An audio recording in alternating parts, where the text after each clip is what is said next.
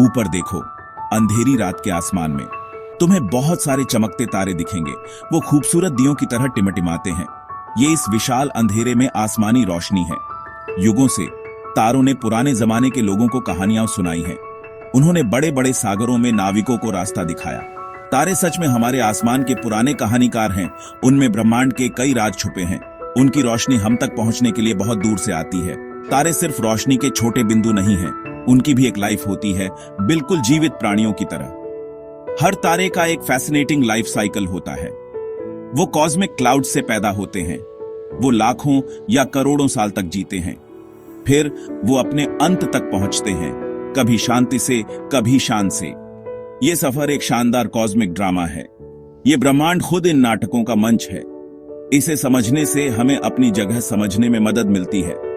ये बनने और बदलने की कहानी है। हम एक तारे के जन्म से यात्रा करेंगे। हम उसकी चमकदार, एनर्जेटिक जवानी देखेंगे। हम सीखेंगे कि वो बूढ़ा कैसे होता है, और आखिर में हम उसकी मृत्यु देखेंगे। हमारे साथ इस स्टेलर एडवेंचर पर चलो, इन आसमानी आतिशों की लाइफ समझने के लिए। एक तारे की लाइफ एक खास जगह से शुरू होती है। इस जगह को नेबुला कहते हैं। नेबुला अंतरिक्ष में एक बहुत बड़ा बादल होता है। ये गैस और बारीक धूल से बना होता है। इसे तारों के लिए एक कॉस्मिक गर्भ समझो। ये बादल बहुत ही विशाल और खूबसूरत होते हैं। ये कई कई लाइट ईयर्स तक फैले होते हैं। उनमें वो सारा रॉ मटेरियल होता है जिसकी जरूरत होती है ताकि उनसे नए सूरज पैदा हो सके। तारे के जन्म के लिए मैजिक इंग्रेडिएंट है ग्रेविटी। ग्रेविटी ब्रह्मांड की एक फंडामेंटल फोर्स है। ये धीरे धीरे गैस और धूल के पार्टिकल्स को खींचती है, नेबुला के अंदर और पास। ये प्रोसेस वाकई बहुत धीमा होता है।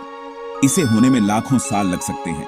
ये शुरुआती खिंचाव पहली हलचल जैसा है, नया जीवन बनने का पहला संकेत। ग्रेविटी इन बादलों को डेंस क्लम्प्स में ढालती है। जैसे ही गैस और धूल का बादल कोलैप्स होता है, वो घूमने लगता है तेज और तेज। इस घूमते बादल का सेंटर बहुत हॉट हो जाता है। ये बहुत बहुत डेंस भी हो जाता है। इस हॉट डेंस कोर को प्रोटोस्टार कहते हैं। प्रोटोस्टार एक शिशु तारे जैसा होता है। वो एक सच्चा तारा बनने की कगार पर होता है। नौजवान प्रोटोस्टार बढ़ता रहता है।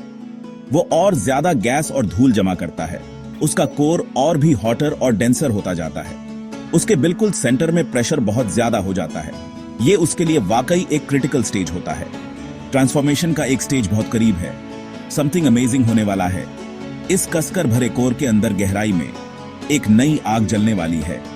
तारा अपने ग्रैंड डेब्यू के लिए तैयार है।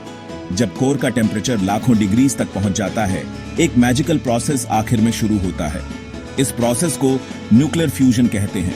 यह तारों की सीक्रेट पावर सोर्स है। हाइड्रोजन एटम्स, जो सभी एलिमेंट्स में सबसे हल्के होते हैं, जबरदस्ती फ्यूज होना या जुड़ना शुरू कर देते हैं। वो कंबाइन होकर हीलियम एलिमेंट बनाते हैं। हीलियम हाइड्रोजन से थोड़ा भारी होता है। ये फ्यूजन जबरदस्त अमाउंट में एनर्जी छोड़ता है। ये एनर्जी रोशनी और हीट के रूप में होती है। ये नई निकली एनर्जी बाहर की तरफ धक्का देती है। ये एक पावरफुल आउटवर्ड प्रेशर बनाती है। ये प्रेशर ग्रेविटी के अंदरूनी खिंचाव को परफेक्टली बैलेंस करता है। तारा अब स्टेबल और बैलेंस्ड हो जाता है। वो कोलैप्सिंग रुक जाता है और तेजी से चमकने लगता है। एक मेन सीक्वेंस तारा बहुत लंबे समय तक चमकता है। वो बिलियंस ऑफ ईयर्स इस स्टेबल फेज में बिताता है। इस दौरान वो कंटिन्यूअसली हाइड्रोजन फ्यूज करता रहता है। उसके कोर में हाइड्रोजन हीलियम में बदलता रहता है। ये तारे का सुनहरा दौर जैसा है। इस स्टेज का ड्यूरेशन बहुत अलग अलग होता है। ये ज्यादातर तारे के इनिशियल मास पर डिपेंड करता है। मोर मैसिव तारे कॉस्मिक खर्चीले लोगों की तरह होते हैं। वो अपना प्रीशियस फ्यूल बहुत तेजी से जलाते हैं। उनकी लाइफ छोटी लेकिन ज्यादा स्पेक्टेक्युलर होती है। इवेंचुअली कोर में हाइड्रोजन फ्यूल खत्म होने लगता है। तारे की लंबी स्टेबल लाइफ बदलने लगती है। उसकी लंबी शांतिपूर्ण जवानी अब खत्म हो गई है। कोर हाइड्रोजन फ्यूजन से आउटवर्ड प्रेशर के बिना ग्रेविटी फिर से जीतने लगती है। कोर ग्रेविटी के फोर्स से कॉन्ट्रैक्ट होने लगता है। जैसे जैसे वो कॉन्ट्रैक्ट होता है, वो और भी हीट अप होता जाता है।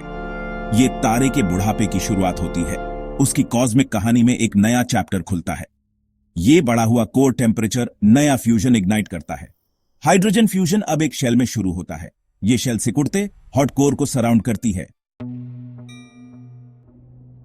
तारे की लाइफ में आगे क्या होता है, यह उसके इनिशियल मास पर बहुत डिपेंड करता है। मास ही तारे की डेस्टिनी की चाबी है। स्मॉलर तारे, जो हमारे सन जैसे होते हैं, उनका एंड तुलनात्मक रूप से ज्यादा जेंटलर और क्वाइटर होता है। उनके मैग्निफिसेंट रेड जायंट फेज के खत्म होने के बाद उनकी आउटर लेयर्स धीरे धीरे बह जाती है। वो आउटवर्ड्स आसपास के स्पेस में एक्सपैंड हो जाती है। इससे एक ब्यूटीफुल ग्लोइंग स्ट्रक्चर बनता है। इसे प्लैनेटरी नेबुला कहते हैं। स्मॉल तारे का कोर पीछे रह जाता है। वो एक बहुत डेंस हॉट ऑब्जेक्ट में कोलैप्स हो जाता है। इस रेमनेंट को व्हाइट ड्वार्फ कहते हैं। ये टिपिकली हमारी अर्थ के साइज का होता है, लेकिन अपने साइज के हिसाब से ये इनक्रेडिबली हैवी होता है। ये अब फ्यूजन से नई हीट प्रोड्यूस नहीं करता। उसू ने अपना सारा न्यूक्लियर फ्यूल इस्तेमाल कर लिया है। वो सिर्फ अपनी लेफ्ट ओवर हीट से चमकता है। वो बिलियंस ऑफ ईयर्स में धीरे धीरे कूल डाउन होता है। इवेंचुअली एक कोल्ड डार्क ब्लैक ड्वार्फ बन जाता है। मैसिव तारों का एंड कहीं ज्यादा ड्रामेटिक होता है। एक तारे की डेथ चाहे कितनी भी स्पेक्टेकुलर हो, कॉस्मिक सेंस में सचमुच एंड नहीं है। ये एक ग्रेट ट्रांसफॉर्मेशन है, एक रूप से दूसरे रूप में प्रोफाउंड चेंज। तारे यूनिवर्स की एलिमेंट फैक्ट्रीज हैं। हम एक बहुत रियल और प्रोफाउंड सेंस में लिटरली स्टारडस्ट से बने हैं, तारों की संतानें। हमारे ब्लड में बहने वाला आयरन, हमारी बोन्स को स्ट्रेंथन करने वाला कैल्शियम, हर मोमेंट हम जो ऑक्सीजन ब्रीथ करते हैं, ऑल दीज एलिमेंट्स तारों के धधकते दिलों में डीप विद इन फोर्ज हुए थे। एक तारे का लाइफ साइकिल सचमुच एपिक होता है। यह कॉस्मिक प्रोपोर्शंस का एक जर्नी है। यूनिवर्स के हर तारे की अपनी स्टोरी होती है। उनकी स्टोरीज हमारे यूनिवर्स की हिस्ट्री है। चलो एक मोमेंट निकालकर अपने ऊपर इन मैग्निफिसेंट सेलेस्टियल वंडर्स की अप्रिशिएट करें।